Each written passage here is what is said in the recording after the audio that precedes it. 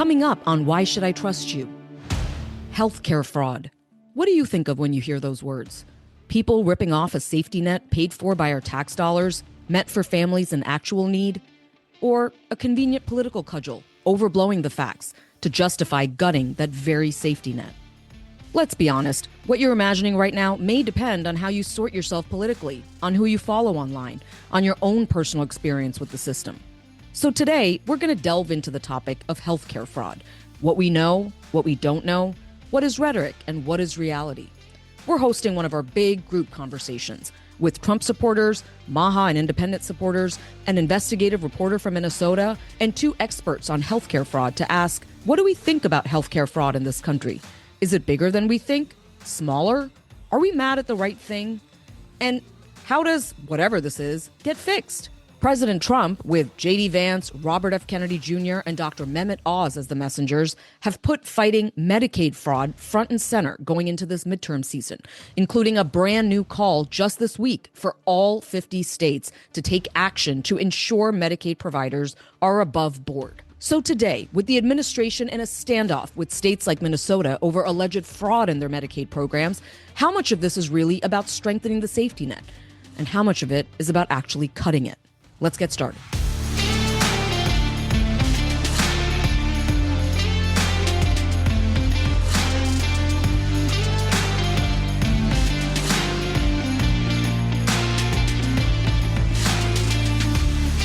Hey, welcome everyone. Hey guys.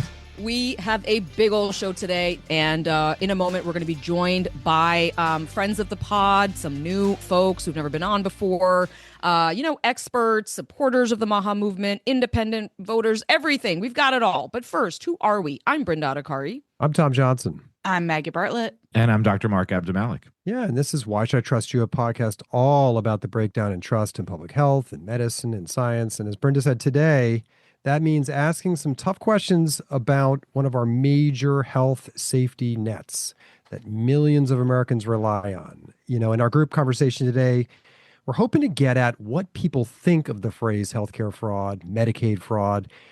We want to get to the facts, too. There's lots of contradictions. There's debates. There's winners. There's losers. There's politics. It's such an emotional topic, and it's getting a ton of attention right now. So we kind of think this is a good target for our episode today. But first, don't forget, you can always email us at questions@whyshoulditrustyou.net, and always check out our Substack. There's extra content there. That's right. Please keep those questions and comments coming. We love hearing from you. So that group conversation you just talked about, Tom, it's coming up in a few minutes, but help us set the table a little bit. Help us understand Medicaid fraud and all that's been going on lately. Yeah. So obviously that means we got to go way back. We got to set the table, give you some context. So we're going to start in the 4th century BC. What? Like the Last Supper Naturally. time back? Your history. We're coming back Medicaid's to old. your English history, Mark. We're going to start with Aristotle. He argued that effective persuasion depends on how well you deliver in 3 areas. And this is his famous rhetorical triangle: logos, ethos, pathos. So logos, he said, is an appeal to reason, like, a compelling study. Ethos is credibility, someone who is the narrator or the storyteller, or it could be, something that's indisputably caught on camera. That's credibility too. And pathos is the appeal to the emotion, like those viral videos of kids getting glasses for the first time and seeing clearly. Whatever it is, it appeals to our emotional I love those, Tom. being. Yeah. So all that brings us directly to December of last year in a 43-minute viral video. I think we all saw it, although I admit at the time I didn't watch this video, but this was a 43-minute viral video that purported to expose fraud at a slew of child daycare centers, child autism centers in Minnesota. And, Aristotle might agree that it was a highly persuasive piece of work. This was by a 20-something right-wing YouTuber named Nick Shirley. In it, he travels around the city and shows up at these childcare centers. They are run by Somali American immigrants, which he says are receiving millions of dollars in public funding. They've printed out a document off of the state website, and they referred to it saying this one got $1 million, this one got $500,000. You get the point. But when he arrives at these different centers, they don't appear to be working with any children. Many of the windows are blackened. There's no signs of children anywhere.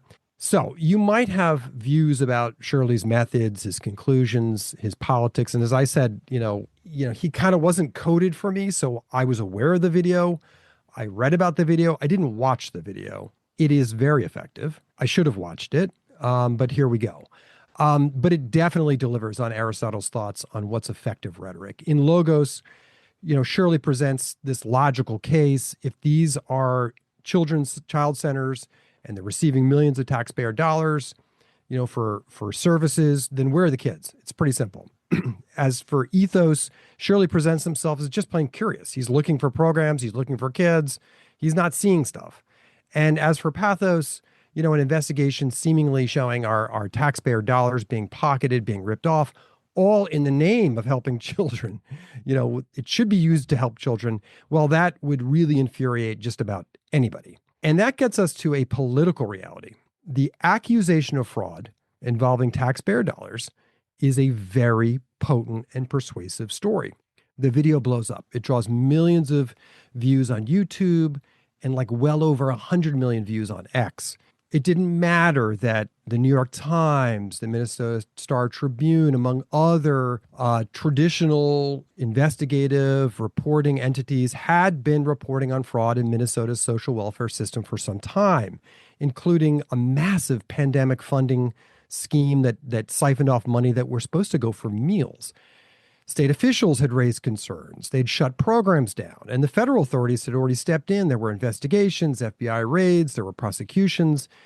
Yet, despite whatever the state of Minnesota was or was not doing on the issue, Shirley's video broke through in a way that all of that hadn't. And let's be clear, experts say the truth is fraud does exist in Medicaid. It exists in Minnesota, it exists likely in every state, and has for several decades. Every state and the federal government have mechanisms to root it out, but how much fraud exists today? Is it tiny? Is it growing? Is it a big deal? Is it not? As well as the sites that Shirley shows us, are they actually fraudulent? Is there some other story here? These are the questions that we're going to wrestle with today. In the aftermath of the video, the Trump administration, of course, ramped up this massive federal immigration crackdown in Minneapolis, and officials pointed broadly to public safety, to the immigration issues, and to fraud as part of the justification for this massive crackdown. And it led to arrests and deportations. There were protests in the streets in Minneapolis. And there were, of course, tragically, those two fatal shootings of Renee Good and Alex Preddy that set off a massive national backlash. And within weeks, federal officials had, started to scale back that operation. At the same time, Medicaid and other social welfare programs were elevated into a major issue for this administration, all about fraud. The president talked about it in the State of the Union. He named Vice President J.D. Vance as a fraud czar. And Vance, along with Dr. Oz, who heads the Centers for Medicare and Medicaid, that's the federal entity, who's given the job of dispensing our federal funds to states to support Medicaid.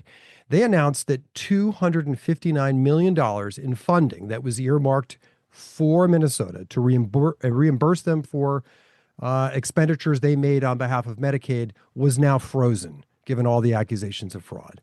Mehmet Oz said CMS is done trying to catch fraudsters with their hands in the cookie jar. Instead, we're padlocking the jar and letting them starve. And just this week, Dr. Oz announced they'll be requiring all 50 states to provide them with a plan for how they're going to figure out whether the basic details behind all of the providers in states that handle Medicaid, whether they're legit or if they can start to catch more obvious fraudulent actors. Well, that YouTube video and all the viral clips of it turn the complexities of fraud and government bureaucracy into a simple, easy to connect dots, emotional story that was very easy for viewers to understand in a way that they were able to digest it on social media, on YouTube. And that's really what has helped propel this into a political flashpoint. Now, amid the backdrop of everything that Tom just talked about that was happening in Minnesota, you also have Secretary Robert F. Kennedy Jr. talking about fraud and waste. He actually went on Joe Rogan just a few months ago, and he said this about fraud, quote, "We lose just in Medicaid and Medicare $100 billion a year. And it's all this just really shocking, blatant fraud where it's become industrialized." So he's using phrases, blatant fraud, industrialized. Now that's a powerful narrative. But do those kinds of claims go beyond what's actually been proven? And on the other side, you have taxpayers who are paying money. They obviously don't want to see fraud, but they also might rely on some of these programs. What about a parent trying to keep their autistic child in therapy that are providing services in the home, or a daughter being paid a small amount of money to care for her disabled father or transportation at home instead of putting him in a facility? Just to understand the scale here, Medicare alone spends about $1 trillion a year covering 66 million people. Now, that's mostly the elderly. And Medicaid covers roughly 90 million more people with nearly $900 billion in spending, and that's mostly people with low income. These two agencies are the largest and most complex programs in the entire federal government. Now, Kennedy, again, he appears to be citing a number that may be from a 2024 GAO report. Remember, that's the Government Accountability Office. It doesn't say, when you look at that report, it doesn't say there's $100 billion in fraud. It says that Medicare and Medicaid had more than $100 billion in, quote, improper payments. So what does improper payments mean? Yes, every fraudulent payment is considered improper, but most improper payments are not fraud. So it can mean a lot of things. Sometimes it's a billing mistake, a clerical error. Sometimes it's the wrong amount paid. Maybe it's just paperwork that's missing. So outright fraud is only a piece of that $100 billion number. And again, like Tom said, how much of that piece is it? We're not sure. So if we're talking about all this, is it fraud or is it a system that's just messy and cumbersome? Now, Tom mentioned Dr. Oz's announcement about a nationwide plan to crack down on alleged Medicaid fraud. And that matters because Medicaid is a very complex safety net. It helps millions of low-income or disabled recipients. It funds hundreds of thousands of health providers. Again, not just in Minnesota. This is every state. Now, the states manage the Medicaid program and these providers, and then the state takes the lead on catching the fraud. They spend state dollars, they have oversight, there's formulas, how much money they get reimbursed by the federal government. So it's a state and federal partnership, unlike Medicare, which is really just run by the federal government. Now, in Minnesota, nearly 20% of the state's population is covered by Medicaid, and including 1 in 3 children in the state. So it is a large chunk of the population. And if you look at a map, almost all the states have that kind of number in that range. Obviously, some more, some less. Now, early this year, CMS, again, that's the federal agency in charge of Medicaid and Medicare, threatened to cut off billions in federal aid to Minnesota. So they can control the purse, if you will, how much money they give to the states if they see something they don't think is going right. Minnesota responded with a detailed plan for how it was fixing the problem. Again, CMS approved the plan, acknowledged the state was already implementing it, like, hey, we know there's a problem, we're working on it. But that $259 million that Tom mentioned in federal reimbursements that Minnesota was owed by the federal government remained frozen. And that's really a real escalation. And now the state and CMS are locked in kind of a standoff. Yeah, and it's also a big change in how we as a nation deal with Medicaid fraud. So the long-standing way of dealing with Medicaid fraud involved the state and the federal government investigating together. And it can take years to ferret out, years to prove and prosecute. In the meantime, though, the federal funding in the way we used to do it would continue to flow to these critical services. They wouldn't shut down services because of an example or a suspicion of fraud. They'd keep the money flowing. Once the fraudsters were caught, prosecuted, any money that could be recovered would be returned both to the state and the federal government. The new philosophy is stop the money first and then do the full investigation later. The administration has shifted to what's being called compliance. And a big difference is that the federal government doesn't have to wait for that fraud to be proven. It only needs to assert that a state isn't running the Medicaid program properly or being compliant. The suspicion of fraud is used to justify cutting some of the funding, but it can mean cutting funding for whole categories of coverage. And again, it's a way to get change sooner when you suspect fraud. It gives the state heartburn, though, because almost all states in some form have a requirement to balance their budgets. So again, the state's already dispersed this money, is turning around to the feds and saying, here are the receipts. I need reimbursement. And the feds are saying, not so fast. We're not secure about some of this money. We're not secure about some of these places that it was dispensed to. So we're stopping payment. And that has the state scrambling to balance their budget. Yeah, and I mean, that is a real shift. I mean, there are a couple of elephants in the room we need to talk about, though. First, the one big, beautiful bill that cut healthcare spending like Medicaid to help pay for extending the tax cuts. Now, there will be work requirements for some recipients and changes how the federal government shares costs with the states. Now, the Congressional Budget Office estimated this is going to lead to hundreds of billions of dollars less for Medicaid over the next decade and result in millions fewer receiving health coverage. Now, Republicans frame these changes as an effort to reduce waste, fraud, and abuse. We've heard that phrase. So again, how much real fraud is there in Medicaid? We don't actually know how big the problem is, as KFF puts it. And this is sort of shocking. There is no comprehensive or reliable measure of fraud in Medicaid. All right. Well, that was a lot to chew on. And we want to have this conversation with a big group of people where you're going to hear some introductions and we're going to launch right into the conversation. Hi, my name is Jacqueline Capriati. I'm a mom to two young adults. My son and daughter both have cystic fibrosis. They have some other comorbidities that do pose quite a challenge on their health. So we're very large consumers of the healthcare system. I was part of the Team Kennedy presidential campaign. I ran his community outreach for healthcare. So my son, he was on Medicaid. He is now on Medicare through his father.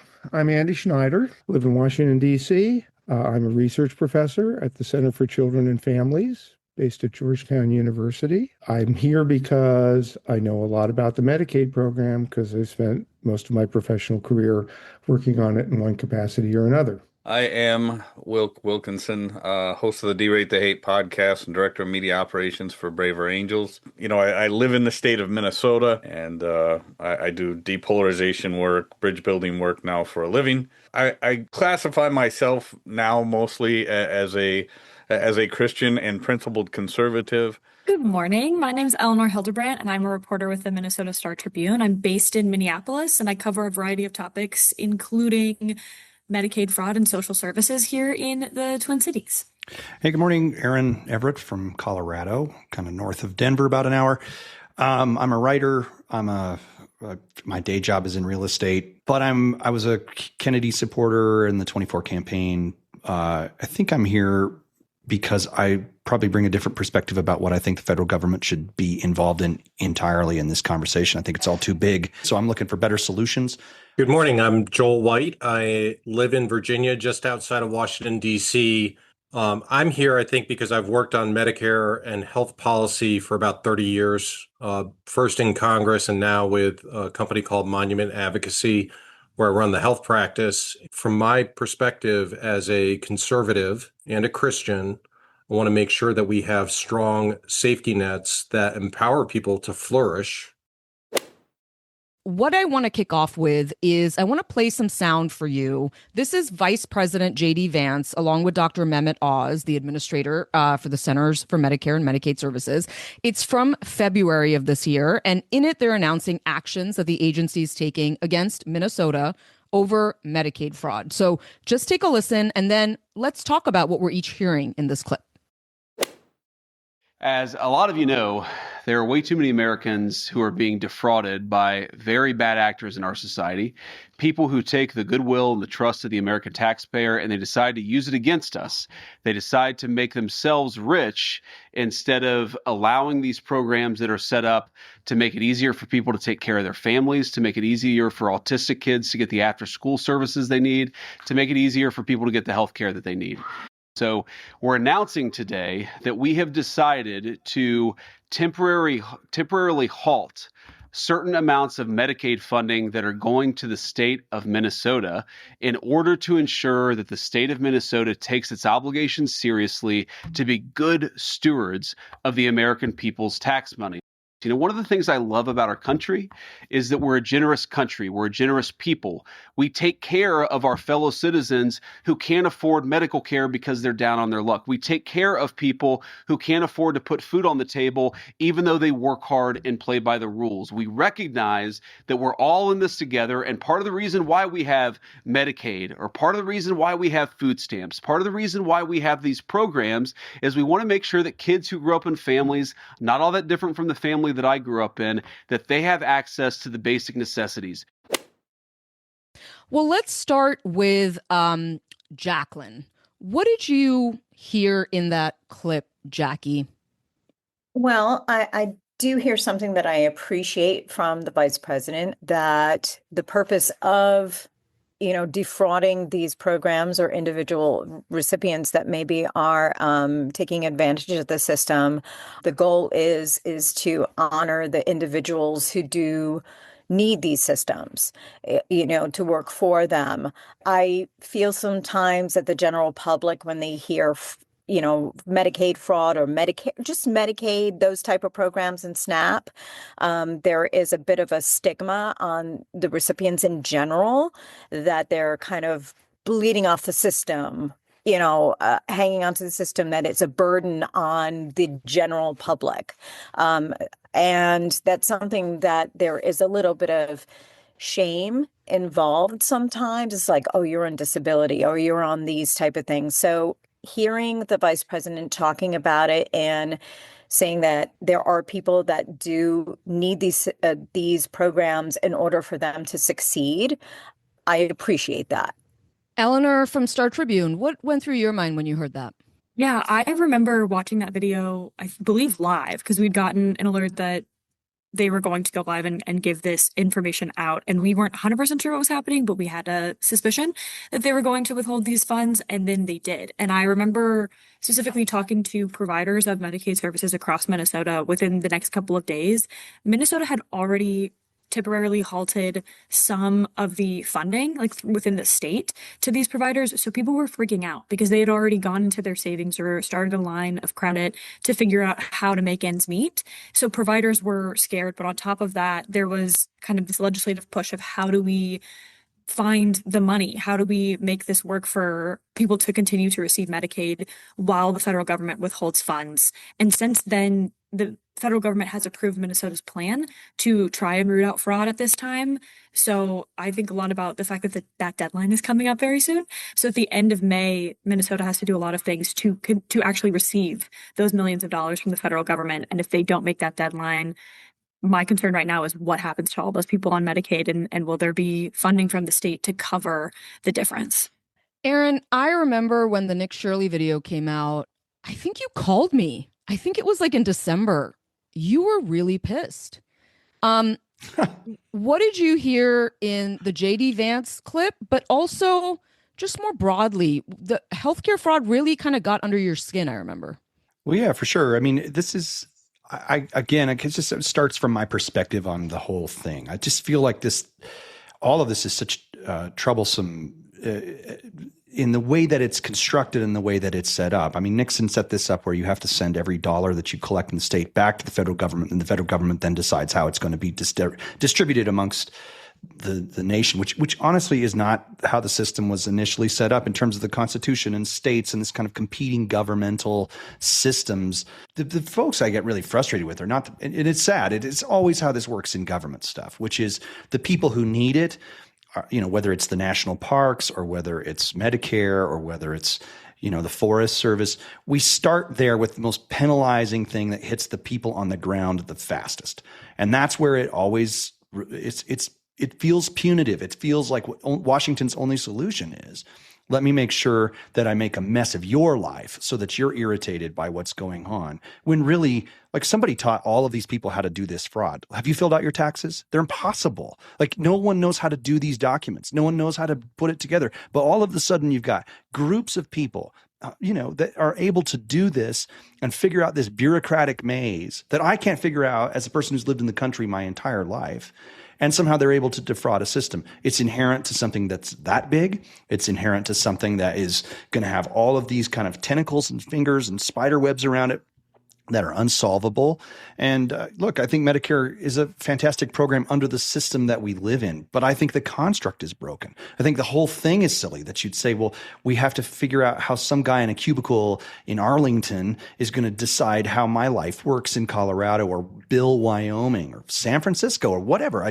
This idea that we have to get everybody to fit one size fits all kind of operations is really where this stems from. And it makes me angry because I think it is defrauding the people. Andy Schneider from Georgetown, tell me what you heard in JD Vance and just this general conversation happening right now. Sure. I heard more than the clip you played because he had more to say, like putting the squeeze on the state a little bit. The notion that you would announce a withhold against the state Medicaid program of federal dollars at a White House press conference, unprecedented. The notion that that is the way to address fraud against the Medicaid program, and I'll say, I totally agree with the vice president. Fraud is bad against Medicaid, against Medicare, against commercial interests. It's despicable. It's just diverting resources from where they should go. But the issue is, how do you solve the problem? Calling a White House press conference to announce a deferral, that is a withhold, of federal funds against a small state like Minnesota, it's just not the way to go. And we can have a long conversation about that. But that was my reaction to it. Thank you, Andy. Joel White, you had a thought.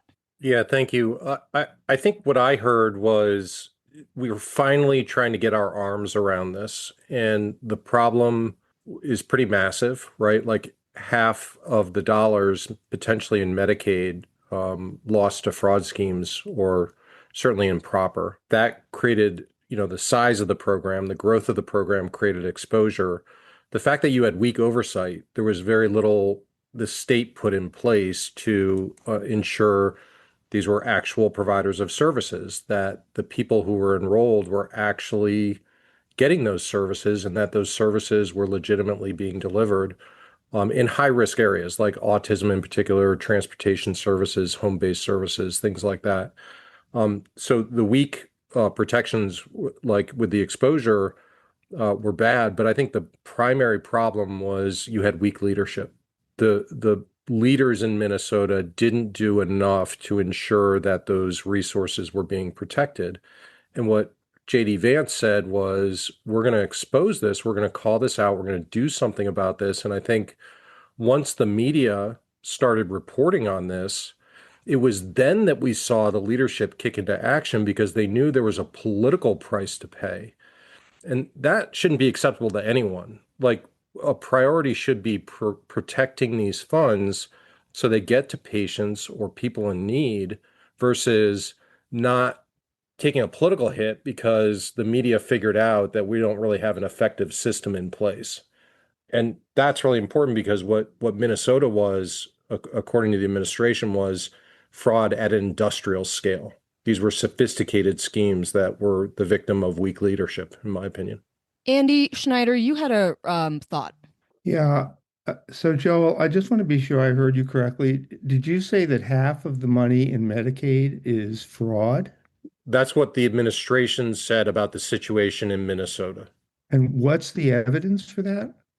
$20 billion spent since 2018. It's a press conference that I think it was part of that JD Vance press conference. That's what they've said about it. I'm not saying I have those numbers. That's what they've said about it. Okay, that's an assertion.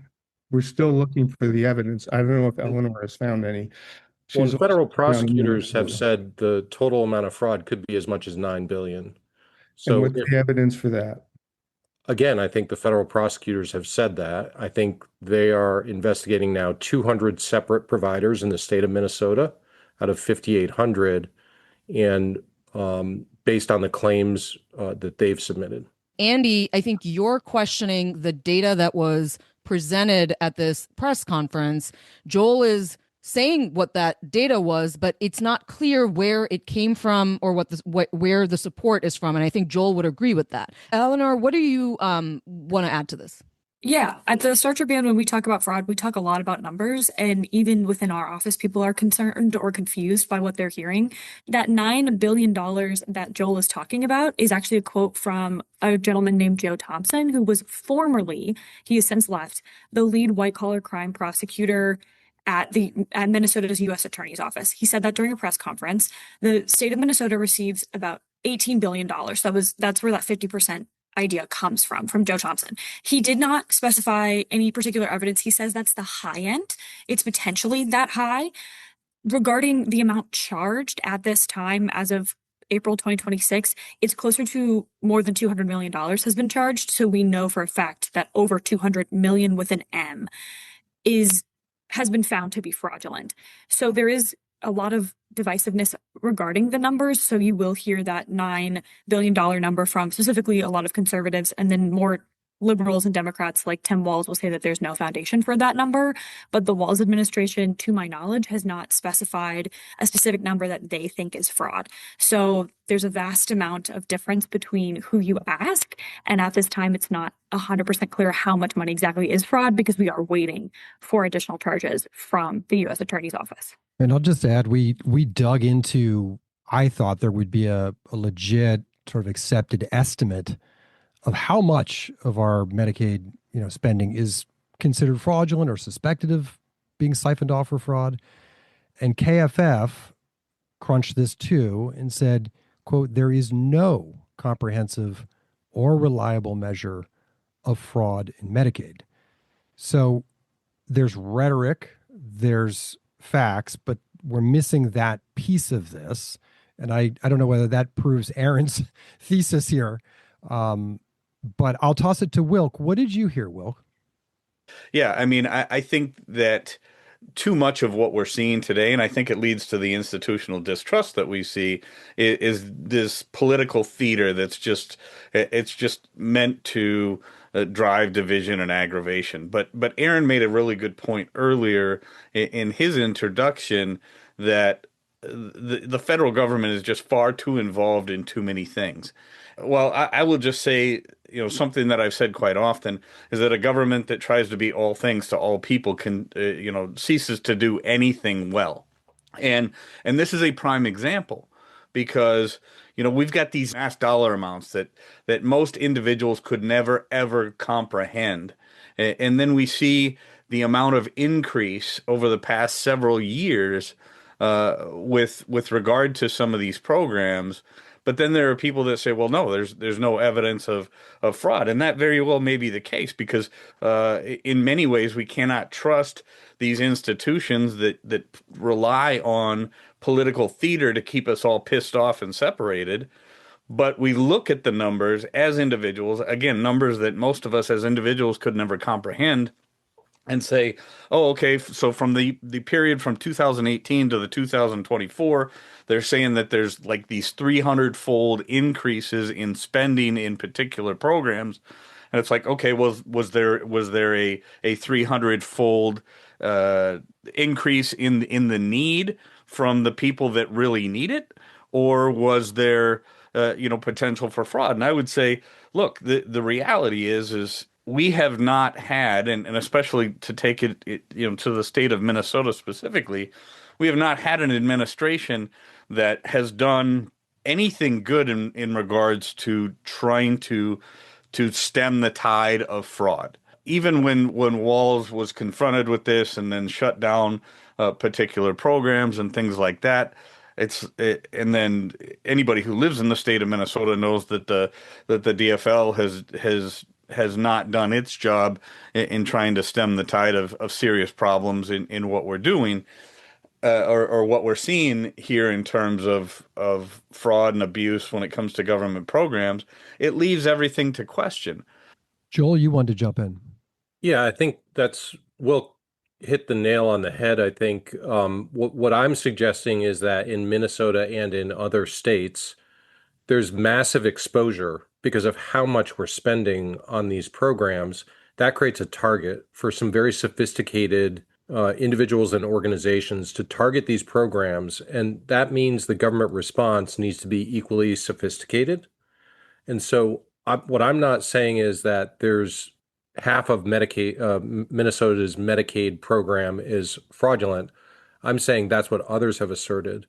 It gets to a very important issue, and that is just because there's an improper payment or an allegation does not actually mean that fraud happened. And so I think that's what the state is wrestling with. That's what all states are wrestling with. What I'm saying is that we have to recognize, because of the scale of these programs and the dollars on the table and the sophistication of the fraudsters, our response needs to be as sophisticated as well. What the state did is it started looking at providers who had not billed the program in over a year, and then started to go through the provider roles to say, is this in fact a legitimate provider? This is basic stuff. This is like buttering your bread in the morning. I mean, like, this is what every state should be doing all the time. We're talking about fraudsters who are deploying AI bots to bill agencies that have no capability to respond to an AI swarm. If Minnesota is not doing the bare bones minimum, and they only started doing it after they got called to the carpet, that's just not acceptable from a good stewardship principle. Andy, you want to jump in? So, Joel, I'd agree with you, but the timeline here doesn't support your case. The state started looking at this, at least from the public record, as early as June of last year. Again, the vice president's press conference came in February, and the premise of the press conference was we need to get the state's attention to this problem. The state was very attentive to the problem. By October, it had identified 14 groups of services that it considered to be high risk and was starting to look seriously at the providers for each of those services. Could the state have done a better job? Every state could do a better job. You're absolutely right about that. There's exposure, and states need to get on it because they administer the program on a day-to-day basis, and so ultimately they're responsible for what money goes out the door to whom and for what purpose, right?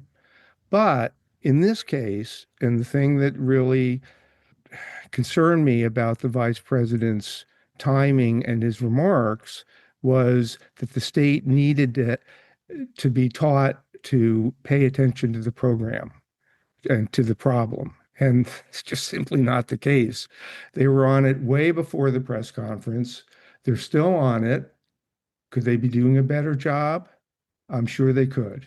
But what happened here was the vice president decided he wanted to go after Minnesota for whatever set of reasons, and took this unprecedented step of announcing this withhold months after Minnesota was already on the case. Eleanor, has your reporting shown that Tim Walz's administration was, in fact, on top of it the way that they were saying it, and that the taxpayers were sort of aware of the actions that the administration was undertaking in order to tamp down on fraud? That's a really hard question to answer because there are so many aspects of this that we have to understand. Yes, the Walz administration and Commissioner Shireen Gandhi do oversee the Department of Human Services in Minnesota. But fraud is often investigated by the U.S. Attorney's Office or the Office of the Inspector General. And so there are multiple bodies working really hard to root out fraud, including in the Attorney General's office. There's the Medicaid Fraud Control Unit. Every state has one. And Minnesota's is actually quite good at its job, especially considering compared to other states, Minnesota's control unit has fewer staff members, but they were looking into fraud and they were rooting out fraud throughout the time that this has become such a big discussion, specifically involving Minnesota. And so Joel is right. There are other states that are dealing with Medicaid fraud issues, and have fraud that is stemming from the same issues or from a lot of different or to the same amount of money. But Minnesota does have some uniqueness for sure. A lot of the programs are decentralized, which is a bit of a problem. I've heard from sources that there are so many vast services that look a little different. One of the largest ones that was the most at risk for fraud was called Housing Stabilization Services. And that program no longer exists. They found so much fraud that they shut it down. So yes, Minnesota was reacting to this, and there were people working hard to find that fraud. I do think that under the Trump administration, we have seen a lot more conversation, especially outside of the state, about Medicaid fraud. That could be political, that could be the numbers, that could be for any distinct reason, depending on who you ask. But there has been a heightened awareness in and outside of Minnesota right now about this. But yeah, Minnesotans did know a lot about this because there were charges, there were people being affected by fraud, and those numbers were coming out slowly over time. Yeah, this is tricky because we don't know how much fraud there is. We don't know how much fraud there is in Minnesota. We don't know whether the fraud is on the rise, like the fraudsters are becoming more sophisticated. We don't know whether it's sort of been this way and it's kind of baked into this system as much as we all think it's abhorrent. Maybe there's the same amount of fraud now as there was 20 years ago. So it's hard to it's hard to wrestle with or really nail down what this push to highlight fraud in Medicaid is ultimately about. Is it a political attack on a blue state? Is it cover for reducing funding for a popular program called Medicaid? Or is it, we're mad as hell, we're not going to take it anymore. We're going to do something, even if it means doing big, different, aggressive things to kind of shake the system and stop this. I'm curious to go to you, Jackie, because I think on this call, you're the one person or the one family that's received Medicaid as critical care for your child. I'm wondering what you make of this push to ferret out fraud in the system. Do you think, I think as kind of Wilk has touched on and Aaron's touched on, maybe the system is just too big? Maybe the federal government shouldn't be involved in it. It should just be state run. Like, do you agree that there's too much money going into Medicaid and that's a problem? How do you see that point, I guess, to start with? Well, I think, as we've talked about, the system is so complex that it becomes almost impossible or very difficult for the actual individual to be able to get approved or have access to the real care that they need. I had to become a professional. I had to become an expert in this whole system while I was figuring out how to even care for my children as well and pay the bills as well. Back to what your question is, I think that the system is so complex that the people that do gain the system are the ones that become the experts in it. And then the consumer, the individual that really need these programs are left in the dark trying to figure out in a fog of like, what is this? I don't know what form to fill. My son is now on Medicare under his father.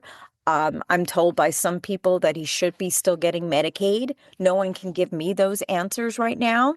I'm told that he should be qualified for SNAP. He doesn't work at all. He's 30 years old. He is severely disabled, and I still can't get actual answers from my state. No one's there to help us unless I hire a lawyer, which is a maze in that whole thing as well.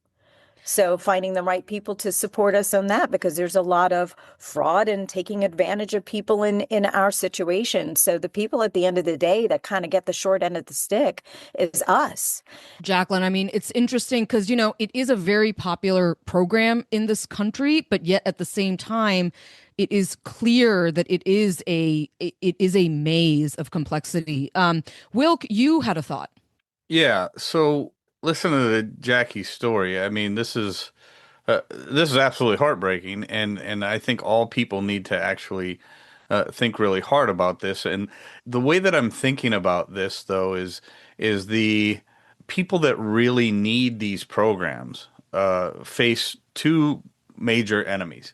Number one, the complexity of the system itself, and number two, the fraudsters that take advantage of the complexity and actually are able to hide their transgressions in the complexity of it. When I was in business, one of the things that we used to say is the fastest way to ruin a good employee is to tolerate a bad one. The same thing applies to these government employees, and not the employees themselves, but these government programs. I apologize, I misspoke. These government programs and the people that are on them, the people that suffer the most from the fraud are not necessarily the taxpayers that are kind of funding the fraud, but the people that are suffering the most from this are the people that actually need these programs. Again, when the government tries to be all things to all people, they cease to do anything well. Just like J.D. Vance said, we are a generous people.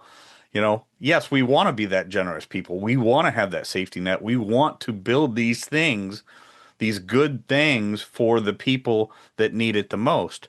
But this is why we can't have nice things, is because we've got these ugly entities out there that are taking advantage of the good nature. I mean, it's just like when you have that neighbor, right? Like you're the really nice neighbor, and like you're invite them over for dinner once in a while, and maybe they're out of town and you mow their lawn. Well, the next thing you know, they're expecting everything. They're expecting their lawn to be mowed. They're expecting you to be, invite them to every barbecue. They're expecting, to be able to borrow your tools, but they never bring your tools back. I hate that neighbor. Oh What an my annoying gosh. neighbor, Will. But I don't actually have that neighbor, thank God, but I've Thank heard about If you're it. listening. Yeah. But the reality is this, we want to have nice things. We deserve nice things. We are some of the most generous people on the planet Earth. We are a country that's filled with incredible human beings. Right. But there are a small portion of the human beings that are within this country that take advantage of these systems and ruin it for everybody else, Right. like Jackie's children. Well, let me ask you that, Andy. Do you think these fraudsters, again, abhorrent, are they directly impacting families like Jackie's? Is their fraud hurting Jackie's ability to get the services they deserve, they need in the ways in which we framed Medicaid for Americans? Or is it that they're defrauding the American public as taxpayers? I mean, how do you see that? So it's complicated. The bad actors are doing damage to the individual state Medicaid programs, to their taxpayers, to their beneficiaries, and to legitimate providers, because they are, one, diverting resources that are needed, and two, they are creating massive reputational damage for the program. They don't really care. That's clear. But the rest of us do and should. And to Jackie's point, Medicaid is a very complicated program. The eligibility systems are very complicated. They vary from state to state. It would be nice to simplify things, but it's very hard to do that. Joel, I'm sure, can attest to that from his time on the Hill. It's just very difficult in a large federal state program to make the kinds of simplifying changes that we could all benefit from.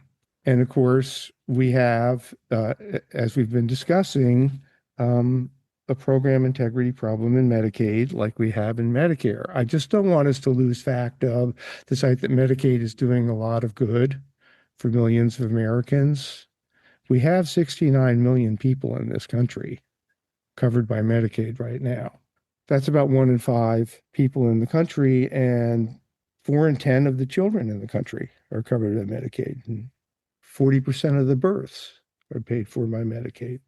1 in 4 adults with disabilities. We can go on, but the program is hugely important to many different populations that are vulnerable and need access to health and long-term care services and supports. So I think it's perfectly legitimate for for Aaron to ask questions about why is government arrayed this way? Why does the program look this way? Could we make it work better? Is there a role for the federal government? Is there a role for state government? Those are all totally legitimate questions. The last time we had that conversation was during the Affordable Care Act debate. And some people liked the way that came out and some people didn't. And the conversation continues, right? But I just don't want us to lose fact of the sight that for all the program's problems, it's doing a lot of good. And as we seek to improve it, we don't want to throw the baby out with the bathwater. Aaron, do you see the highlighting of fraud in Medicaid by this administration as a legitimate means to strengthen the program, to save the program, secure its future? Or do you see something else going on here? Yeah, I don't know. I mean, it's hard to say what anybody's motives are. It's hard to guess that intent and project that intent. However, I mean, I think on some level there is an undercurrent within the people of the country who are saying, God, is there any better way to make this work? I don't think anybody's saying they don't want it to work. I think most people, most citizens that are impacted by this are saying they would like this program or they need some help. I mean, it's just the reality of our healthcare system. It's atrociously expensive. It's ruinous to people who get sick. It destroys their capacity at anything other than thinking about how they're going to get healthy. They can't be creative. They can't be productive. They can't be contributors to society. They just have to think about how to navigate a healthcare system to get healthy. And that is a true undercurrent within the American populace. I think that's there. I think that's where you get the Affordable Health Care Act stuff that happened. I think there is an outcry of people saying, I need to solve this problem. I mean, we can go way back to why this is happening. I mean, I think there's a lot of issues with our money. I think there's a lot of issues with inflation that are very directly related to why things are as expensive as they are. But I'd also think that part of what is happening within this administration is maybe it's some rattling of the cage. I think that's part of it. There also is certainly some punitive stuff against states that are blue states or red states. I mean, all the politics stuff is a part of this, tribal stuff that's going on. I think that's a real thing. But, you know, the bigger a system, the more dumbed down an ethic becomes. The actual ethics of the people, the program can't be very salient. It can't be very clear because, and there's very little personal ethic within a large system. It becomes fill out another piece of paperwork. And this is anecdotal, but as a guy who deals in real estate in Colorado, our contract in my 25-year career has gone from 10 pages to a stack of paper like this at closing, because some form somewhere is somebody that cheated the system. And so the government's only solution is fill out a form that says that you will hold an ethic, which isn't real. People can sign papers all day long. They can go through whatever system they want to do, navigate whatever thing they want to do, and sign whatever paper they want without any kind of ethic, because that's just the bigger the system, the less check there is on it. And the only check they have is more paperwork. That happens at the border. That happens in Medicare. That happens in pick it. You can pick anything the federal government's involved in, and the paperwork will be their only solution. It's the only way they have to kind of say that they can control something so that they could come back later and ultimately say, well, you defrauded the system and you signed this paper that said you wouldn't defraud the system. Well, that just hurts Jackie. I mean, that just makes her life harder. That doesn't mean that there's got to be a better way to ask those questions. And we just keep saying okay, well, this great system, this thing that we have to fix it within the wineskin that's there. And we're taking it, we just keep pouring it back into this old wineskin, and the thing keeps breaking, and we keep wondering why it keeps breaking. I feel like this administration, I struggle with lots of parts of this administration. I'm a reluctant participant in this administration as a part of this kind of Kennedy stuff that came alongside with this. I'm a reluctant participant in it. I agree that some things need to be shaken up and looked at and disturbed and stuff, but you cannot deny that there's an actual element of political punitiveness that comes with this particular batch of people. It's just how it is. And that's how politics is. It's look at Virginia last night. Politics does this. This is how it goes. You play politics, and then politics is the only solution to it. So, whatever. Texas does something, and now Virginia has to do it. And this is just how this goes, because that's the only system we have. It's just beat each other up through politics. It's nonsense. Anyway, I'm done. Aaron, it may be time to start drinking, but listen, you're getting at something that I want to just pause on for a second. And I feel like this is an example of an epistemic crisis. And here's what I mean when I say that. What is epistemology, right? It's the study of the acquiring of knowledge, right? And so to me, this is an example of a story that makes us really mad and that we don't exactly agree on the same set of facts about it, right? And that there's all kinds of things happen, like the Nick Shirley video comes out, and how you sort yourself politically can often dictate how you even respond to a video like what he made. I mean, I saw people go crazy about that. I also saw people say, well, when we went back, there were a bunch of kids there. And so it's really unsatisfying to actually debate the facts of this, because how we sort ourselves politically, it makes it difficult to sort of arrive at a conclusion. So in these situations, what I like to do is I like to ask people who know a lot more than I do, like, give me something to be mad at. Give me the thing that you think I should be upset about. What is broken in the system? If we don't all agree that fraud is the culprit, what can we agree on that is broken in the system? And I'd like to start with Joel on that. Do you see what I'm saying here? It's like we can't quite agree on what to be mad at on this. So like, what can you help us agree to be mad at? I can't believe I'm asking you to help me be mad at something. No, it's good. We could take like a little informal vote if Joel's thing to be mad at is something we all can agree that we should be mad at. Yeah, let's raise our hand if we're all mad at the thing Joel tells us to be mad at. Let me ask you if this makes you mad, because I think $1 in fraud is unacceptable. Okay, we'll never get to zero, but like just one is not okay. That's a crime. We should go after people like that. But there is a nurse in Arizona, and I want to say alleged because it's not gone through the system yet, but she put in enough prescriptions to generate $250 million in fraudulent claims. One person for durable medical equipment. These are wheelchairs that never got used by a patient. These are orthotics supports for people who have trouble walking. Just one person in one state in a 2-year period, $250 million stole from you and me. Okay. I get pissed about stuff like that. That person's a criminal.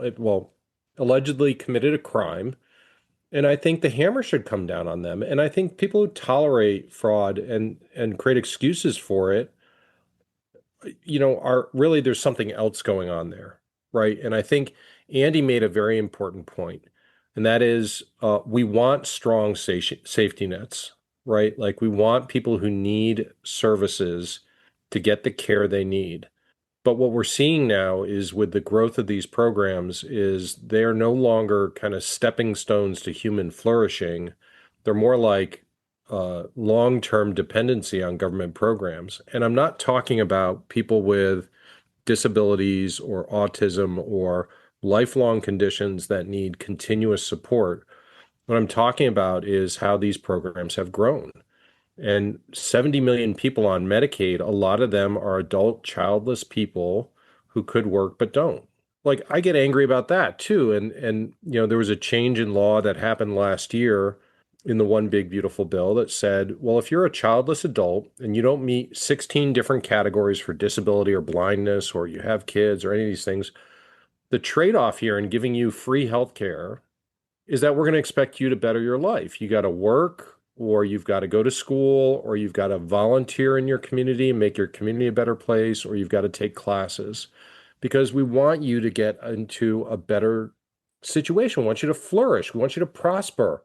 Medicaid should be a short-term program for a lot of people who are on the program now, but the way it's designed is a long-term dependency. Do you really think that people don't get a job because they want to have that access to a doctor, like for an appointment once a year? Do you think that's a real, because I know people push back on that and say that's a red herring. It's a tiny percentage of people who are able-bodied, who don't work, who are receiving Medicaid. And we can argue whether, work requirements are effective or if they just end up sort of creating another barrier to care, the kind of Jackie headache of like, my adult son's working, he lost his job, I've got to prove that he worked last month, I got to do it twice a year. But just to get back to that nub, do you really think that's a real problem in the Medicaid system, that people aren't working who could? I do. Because they want to get access to a doctor? No, not because they want to get access to a doctor. There's millions of people who fit this category of the new work requirements, okay? what the Congressional Budget Office says was about 5 million people will look at the trade-off between free healthcare and work 20 hours a week and say, I don't want that. I don't want to work. So I'll give up my free healthcare. What I'm suggesting is the tapestry of our entitlement programs for a certain cohort of people, it has become more advantageous to not engage in society in productive ways. And these are income supports, they're healthcare supports, they are housing supports, they're food supports, to the point where we have 50% of the population that pays zero in taxes and 50% of something that pays more than zero in taxes. And the majority of them are the upper income people. So we are becoming like a society that is rewarding more inactivity than productive activity. And I think we need to get back to a different principle, which is I want people who need help to get help, but I also want people who are in a tough situation who can get better and do better to be assisted with those programs so that at some point they're no longer on Medicaid. They're on an employer plan, or they're no longer needing income support because they're making a gajillion dollars. That's a great vision for me because I want people to be better. I want people to make a lot of money and be happy and be stable in their lives and to flourish. And right now, our entitlement programs are not producing those outcomes. Jacqueline, you wanted to respond to what Joel's saying. Yeah, so to his comment about those millions of people who may don't want to work or that they're dependent on the Medicaid system, I have to kind of, I don't say disagree, but throw some nuance in there. There's a large portion of those individuals that are chronically ill, and it becomes difficult for them to maintain stable employment. But maybe they're not so ill that they don't qualify for disability fully. And they're caught in this system where in order to maintain employment, 9 to 5 job or whatever it is to go at, their chronic illness is a barrier for them to be able to maintain that employment in there. So my solution, I think that there are some solutions. I'll give you for instance, my daughter is doing very well, but she works remotely. And that supports her chronic illness that she deals with. She fears that if she ever loses her job or that she wants to go to another company, that she won't be able to have those support systems within that company for her career to be able to do it remotely that supports her healthcare needs that she is. If she went and commuted every day and had to clock in every 9 to 5, I think it would be very hard for her to be able to succeed. And right now she's paying for her own health insurance. She's 26 years old. She's living on her own with her partner. She's got her car. She's paying taxes. She's not on any programs whatsoever, but that is because of the supports that she has. When she graduated high school, she was part of the DVR program through the Labor Department. That's the Division of Vocational Rehab. They paid for her education, that she was able to get a degree so she could do the job that she has now. But I'm just saying that there is a very large percentage of these individuals that are caught in between being fully disabled and being able to be fully contributing members of society. And their health it can be very unpredictable, and they're caught in that whole space. So it's very nuanced, but it's a very large portion of those individuals. Thank you for that, Jacqueline. Andy Schneider, you had a thought. So I wanted to answer your original question, what can we agree on to dislike? I think we can all agree on bad actors stealing money from Medicaid or Medicare. I assume the nurse in Arizona allegedly stole money from Medicare. So that's my vote for what we can agree on there. You know, we could have a long conversation about the legislation that passed last year that included work reporting requirements in most, but not all states. And I don't want to take us down that road. I just want to point out some facts about the Medicaid program. This is from KFF. This is adults under age 65. Okay. 64% of them were working full-time or part-time. It's got nothing to do with the new legislation. All by themselves, people who have Medicaid coverage work. Who knew? About 12% are care for family members. About 10% suffer from mental illness or other disability, and then 7% are in school. So the notion that the legislation needed to tell most states they have to start imposing work reporting requirements on adults in Medicaid under age 65, there's no basis for it. Most of those adults were already working full or part-time. What is going to happen is a lot of them are going to get caught up in red tape. Jacqueline has personally experienced a lot of red tape. She is not going to be alone once these requirements kick in next January. A lot of people are going to fall off the rolls. Joe mentioned the Congressional Budget Office estimate. Part of the collateral damage there is going to be associated with red tape. It's not people making trade-offs as to whether to work or not because they're already working. Joel, do you want to respond to Andy there? Yeah, I mean, if you believe the numbers, that means a third weren't working. So of the tens of millions of people who fit this category, these are adult, non-disabled, working age people, men, generally, who fit this category. It means millions of people are not working. But for the ones who are working and are on Medicaid, a big change happened after the Affordable Care Act, where about 5 million people lost their employer coverage and joined the Medicaid program. So these are workers primarily at small businesses who lost good, broad access to doctors and drugs coverage from their business, and they got put into the Medicaid program.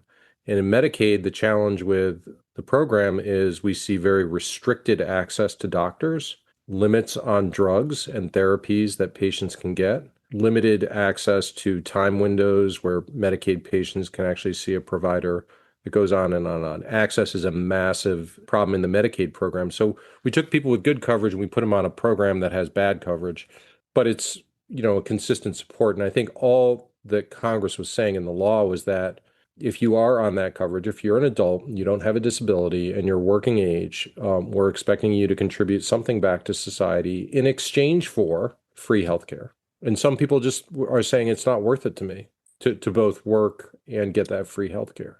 Well, Joel, here's what I was going for, all right, in the whole give me something to be mad about, because the truth is the issue of fraud and the issue of work requirements are divisive issues that people have debates about, right? One of the things I'm learning in the research that we did ahead of this episode was, like, in the 2024 GAO report, this number $100 billion in fraud that Kennedy and a few others have cited, that number isn't in there. It says there were $100 billion in improper payments. And one of the things we learned was improper can mean lots of things. It can be a billing mistake. It can be the wrong amount paid. It can be missing paperwork. It can be clerical errors. So my question is, like, I can get mad about that. Like, that's not fraud. That's not a work requirement. That's just mistakes. So what can we do to eliminate mistakes, which just feels like we're just giving money away in those instances, Joel? Like, can we all get mad about that there's billions, maybe $100 billion, a lot of it in clerical error? Holy shit, Joel. It's more than that. Okay. Think of it this way. There's fraud, there's abuse, and there's waste. And I think what we're seeing is all three across most programs. We talked about fraud for a long time here. Improper payments are not fraudulent per se. They're just like you're missing the documentation, or you billed wrong, or like the service isn't verified yet. The wasteful stuff, our federal programs and our state programs kind of encourage waste. And by that, I mean, like, there's an opportunity to upcode and bill for a more serious illness that maybe the patient didn't have. And we're seeing that with Medicare Advantage plans. We're seeing it in Medicaid, et cetera. And that's just skimming money off the top. The fraud stuff is, if you assume it's like the improper payment rate in Medicare, for example, about $50 billion in 2024. $50 billion. Improper payment, okay? Now, the fraud number will be less, but $50 billion out of almost $1 trillion program. But the waste stuff, the upcoding and things like that, is estimated around more than 100 billion in both Medicare Advantage and fee for service. So we're starting to get to real numbers here. But the other thing is, like in the waste category, is a lot of providers and plans will do stuff that doesn't benefit the patient. For example, the Preventive Services Task Force is constantly changing their mammography screens and their colorectal screens and things like that, generally to generate more revenue for physicians, right? Like to drive more service volume. Things like that are estimated by the former Democrat CMS administrator, Don Berwick, at somewhere between 20 to 40% of total spending. So, if you think of like what we spend in healthcare this year, it would be more than $5 trillion.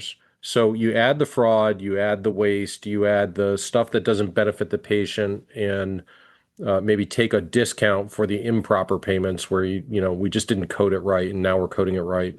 We're providing the documentation. Like, you're talking about $1 trillion to $2 trillion in our healthcare system for care that is not directly benefiting a patient in a good or meaningful way.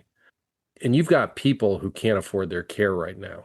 It would be so important to redirect that fund, those funds, and to create incentives to not do the wasteful stuff, to redirect it into actual patient care and get them better benefits than what we've got right now. We have we have incentives aligned to higher spending, not lower spending. Right. So it sounds like maybe what we need is a national push to make Medicaid more accurate, more efficient.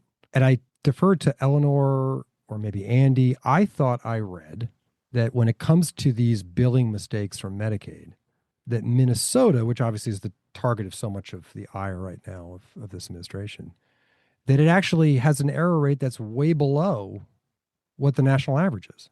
Again, that doesn't mean fraud. That means what we're talking about here, like these coded mistakes, these billing mistakes. Is that right? Eleanor, you want to take that? Sure. Yeah, that is true. Minnesota does have less error rate.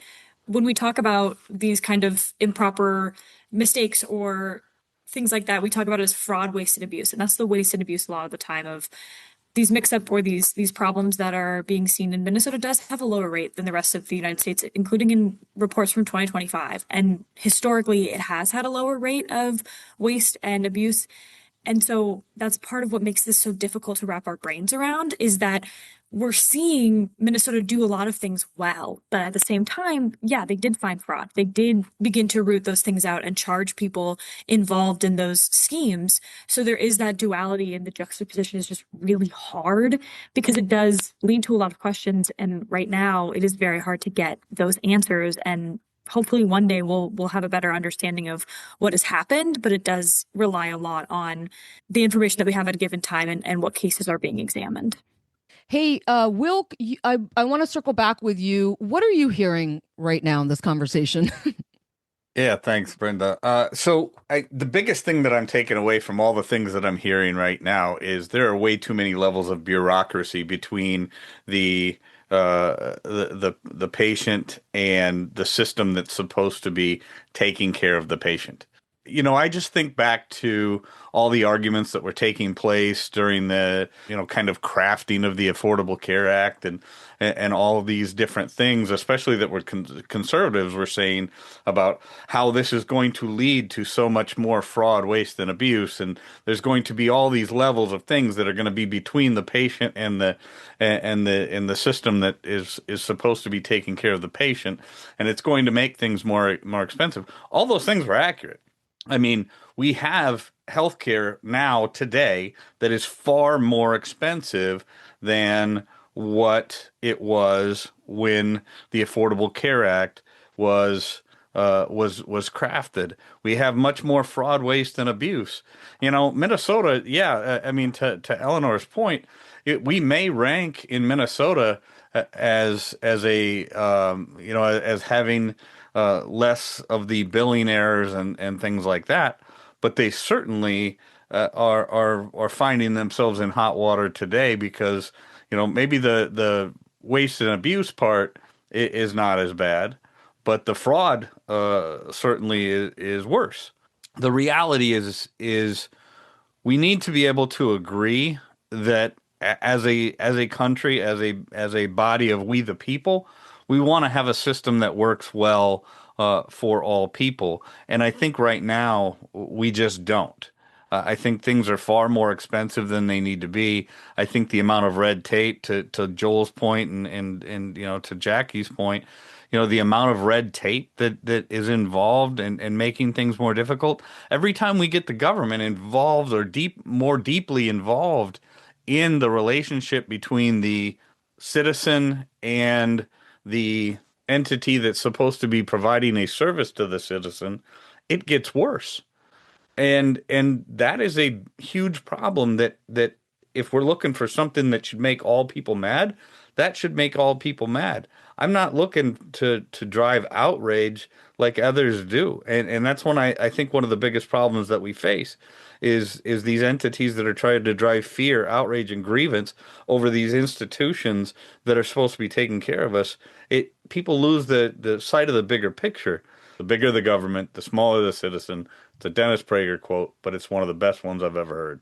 I think what you're underlining is a massive catch-22, because some of the language you just used, saying that there's too much in between the provider and the patient, there's too much bureaucracy, there's too much siphoning of the money. Those are all core arguments for a single payer system. But the catch-22 is, at the same time, you and many people don't want government to be bigger and take on more. So it's like this crazy loop, I think, that we're in. I don't know if anybody wants to react to that, but Brenda's motioning. I know that Eleanor wanted to respond to something Wilk had said about fraud in Minnesota, but I do think Tom brings up a really good point. Yeah, to go back to Wilk's point about Minnesota fraud being worse than other states, I do want to take a second to kind of clarify something. That's something that me and my colleague Ava Herskowitz tried to track down of, is Minnesota really this outlier in fraud? And the answer is a lot more complicated than I think people realize, because it is apples and oranges when we compare Minnesota to Hawaii, or we're comparing Iowa to Idaho. All these states have a lot of different bits and pieces that make them different. So from our research, we were suggested that we go to states that are comparable to Minnesota in terms of the amount of Medicaid that they receive and the amount of people who are on Medicaid within a state. And so for Minnesota, that's Washington, Indiana, Virginia, and Maryland. They all had similar amounts of money, and Minnesota did fewer investigations into fraud than those states, but Minnesota had more convictions. So that is kind of a catch-22, right? There are less investigations, but more convictions, and all of these numbers are kind of not making sense to everyone. So it is really hard to say Minnesota is an outlier, and I just want to make sure that is kind of clear, because that's a conversation that a lot of people struggle with answers to. Thank you, Eleanor. The Zoom is lit up after Tom's question. Andy Schneider, let's go to you first. Okay, just one quick point, since we're talking about Medicaid. Back in 1965, Congress came up with the basic plan of, we want to provide some basic healthcare services for vulnerable populations. And the way we're going to do that is to let states decide whether they want to take care of their individual populations. We'll make federal matching funds available as long as states put in their share. And we'll give them a lot of flexibility in setting up the program. So that has evolved. It is way, way more complicated than when it started. There's no doubt about that. But the basic structure of the states deciding whether to participate in the program, deciding largely how it's going to run, who they're going to cover, what they're going to pay the providers, on and on and on, and being responsible for program integrity and keeping fraud at bay. All of that, with the federal government paying on average about 2/3 of the cost. So that's the system we've got now. And again, as I mentioned earlier, there's nothing magical about that.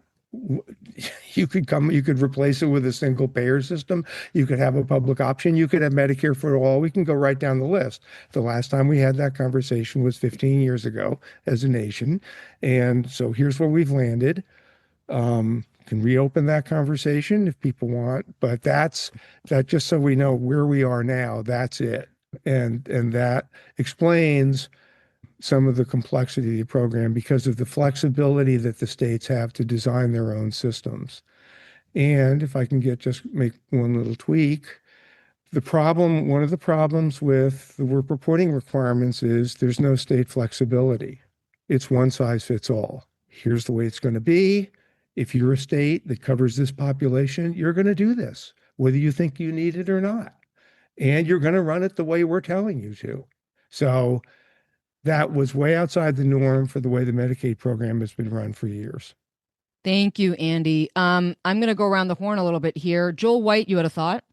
Yeah, I think the way Andy described it was true until the ACA. And what the ACA said was that for expansion populations, we'll pay 90 cents on the dollar. And what that meant was for people with autism, disability, and other things, they became less valuable to the state because the state was getting less of a matching fund on those people. So what we've seen some states do is put those expansion, non-disabled, working age adult male without kids to the front of the line to get more of those services. And that's an injustice, in my opinion, because if you have a child with autism, you have a disabled person, you have someone who's blind, they should be at the front of the line, right? Not the working age adult without kids. So I think the social agreement around Medicaid was fundamentally altered in the ACA. But the issue that I wanted to get back to on Tom's question, or the thing that I see, at least in DC right now, or hope to see more of on the waste side, is that all of these programs, almost majority of Americans in government-run healthcare and not working very well, are very focused on paying for stuff after you get sick. They're not focused on keeping you well. And I'll give you a perfect example. In Medicare, we'll pay for diabetic amputations. So like if you have diabetes and you get really bad and your foot gets amputated, we'll pay for that. We'll pay for a drug first day. We'll get you to the hospital. We'll pay for a doctor. But if we wanted to give you healthy food to keep you from progressing in diabetes or even reversing that diabetes, that's discouraged. It's considered not primarily health related. And I think the Trump administration has been in office for more than a year, and Secretary Kennedy has been amazing on a lot of the food issues. But in Medicare, we have these dumb policies. And I know because I helped create that policy. I wrote 9 Medicare laws when I was a congressional staffer, and creating Medicare Advantage was one of them. And so we said if you get a supplemental benefit dollar, you can spend it on primarily health-related benefits. And the bureaucrats at CMS have determined that healthy food is not primarily health related. Well, this administration can say, well, we think it is primarily health related, and we'll link it to the new dietary guidelines and get people better so they don't actually get an illness that causes Medicare to spend $25,000 on an inpatient hospitalization. That's smart policy that avoids the waste, and something I think that most of us would agree on. I do like the sound of that. Not going to lie. That sounds like a nice little solution space right there. Aaron Everett, you had a thought. Yeah, I'm just sort of mesmerized by our inability to, like, we look at this and say, there's this great thing we all think is good, that people who are incapable or disabled or whatever circumstance, we're going to try to generate some money to help them solve their medical issues. I think everyone on the call could agree that that's a really good thing. I think that's a really positive aspect of what we want to try to accomplish as Americans. The hardest piece for me is like the solutions get so messy. And most of the time, I just feel like the American people are just cattle with inside a feedlot debating about how long the chute should be to be led to slaughter. And I just feel like that's such a waste of time. It's like nobody wants the system that actually on the other side of the fence is what we want. But no matter what we do, we just find ourselves in the back of a truck headed towards something that we don't want. And I just think until we ask better questions about what is the role of Medicare and Medicaid and the federal government and the ACA, until we ask that question. That's a real substantive question, not a question about like, can we nibble around the edges like Washington always does and try to layer upon layer upon layer upon layer of more bureaucracy and more stuff, making the cattle shoot longer, until we actually get at the fundamentals of like, what do we want our healthcare to be? Is it food? Is it this multitude of combination about how we'd handle our own patient to doctor relationships, how we pay for it, how we get to it? If we're not willing to ask that fundamental question, I just don't know how we're ever going to get to where the pasture is greener, where we can actually live a free life. We're just going to keep like finding ourselves into a paperwork prison. And Tom's question is a good one. Like, well, so should we make it single payer? Or should we make it this? Should we make that? I don't think any of those solutions are actually fundamentally getting at the root issue, which is healthcare is too expensive. Our people are sick. Our food is bad. Our medical system is very collusional. There's all this stuff. And until we get that, those questions are on the table to be asked, which I actually do appreciate that this administration is doing some of that. Until we get most of those questions on the table to ask, I'm just not sure we're going to do anything more than find out like that the shoot is longer. Aaron, that is such a vivid image. I think you just call me a cow. I'm kidding. No, it's look, getting at the fundamentals of the why of America, I think is what you're asking. And in some ways, healthcare and health is a proxy for those questions, right? Like to ask it in the context of health actually does help us, I think, understand who we are as a nation. Wilkinson, I'm going to give you the final word, man. Help take us home here. Yeah, so I there's a lot of things that were just said, and I think it really comes down to a couple major things, right? What is the root cause of the problem we're solving for, and what is our desired outcome? Those are two things that I think government fails to ever really address. To the point that Andy said the last time we really had this conversation was 15 years ago. As the last time we had this conversation as a nation was not 15 years ago. The last time part of this nation had that conversation was 15 years ago. And unfortunately, what happens in so many things that the government does, especially now in the modern political age, is they govern in a way that's completely dismissive of all the people that disagree with it. And whoever happens to be in power, it's happening today under the Trump administration. It happened to a large degree during the Obama administration. Not really anything good happened in the Biden administration. But the reality is this: if we continue as a nation to let the party in power govern in a way that's completely dismissive of all the other people that are on the other side, we don't get anything done. The root cause problem solving gets tossed out the window because of ideology. So what we need to do as a we the people, as a body of we the people, is say we reject this idea of us versus them tribalism. We're sick and tired of the people that we choose to represent us to not represent us. They represent the us in their us and forget about the them. And nothing actually gets done. Nothing positive for the nation as a whole. Wilkinson, you just, I think, underscored why it is that we do this on the show. I know why you do the work you do, which is to have these conversations and to actually empower ourselves that ultimately all these people are working for us, And so we should have a hand in coming up with the solutions. I really would love for all of us to do this again. Maybe we get at more of those root cause things, the way that Aaron and Wilk are talking about, and really get at some of those more fundamental aspects. And, single payer, very popular idea actually in this country, but there are obviously a lot of, sides on that. And I'd love to keep that conversation going. A huge thank you to all of you for joining us today. You did it. We made it. It's lunchtime. We got to eat. Andy Schneider, Joel White, Jacqueline Capriati, Wilk Wilkinson, Aaron Everett, Eleanor Hildebrandt, a huge thank you for coming onto Why Should I Trust You?